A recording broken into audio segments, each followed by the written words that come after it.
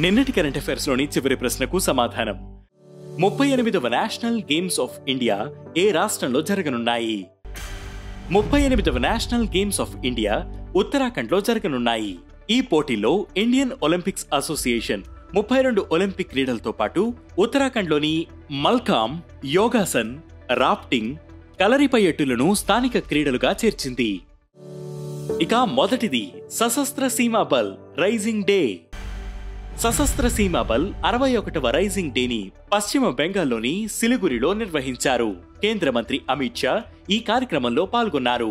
SSB సాధించిన విజయాలు, సాంస్కృతిక వారసత్వం, సరిహద్దు భద్రతకు చేసిన కృషిని ఈ కార్యక్రమం హైలైట్ చేస్తుంది.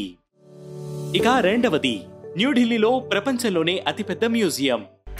కేంద్ర సాంస్కృతిక మంత్రిత్వ శాఖ ఫ్రాన్స్ మ్యూజియంస్ డెవలప్మెంట్ తో కలిసి యుగయుగీన్ భారత్ నేషనల్ మ్యూజియాన్ని ప్రపంచంలోనే అతిపెద్ద మ్యూజియంగా అభివృద్ధి చేసే ప్రాజెక్టును ప్రారంభించింది. న్యూఢిల్లీలో సుమారు 1,55,000 చదరపు మీటర్ల విస్తీర్ణంలో ఉన్న ఈ మ్యూజియం సెంట్రల్ విస్టా రీడెవలప్మెంట్ ప్రాజెక్టుకు కీలకంగా పనిచేస్తుంది. ఇక మూడవది పెనుగొండ లక్ష్మీనారాయణకు సాహిత్య అకాడమీ పురస్కారం. ప్రముఖ రచయిత పెనుగొండ లక్ష్మీనారాయణకు దీపిక అభ్యుదయవాస సంపుటికి గాను కేంద్ర సాహిత్య అకాడమీ అవార్డు దక్కింది. దేశవ్యాప్తంగా 21 భాషలకు గాను కేంద్ర సాహిత్య అకాడమీ పురస్కారాలను ప్రకటించింది.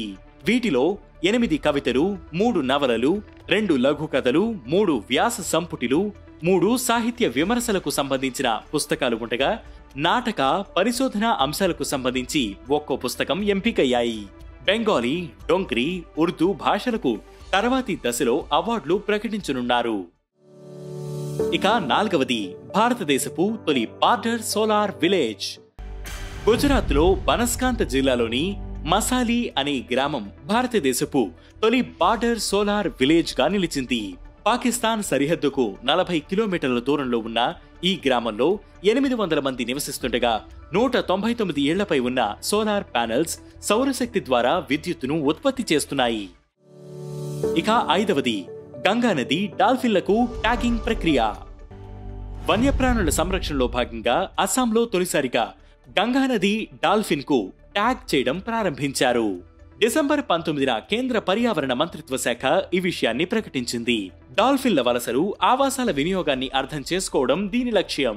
నేషనల్ క్యాంపా అథారిటీ ఈ ప్రాజెక్టుకు నిధులు సమకూర్చింది.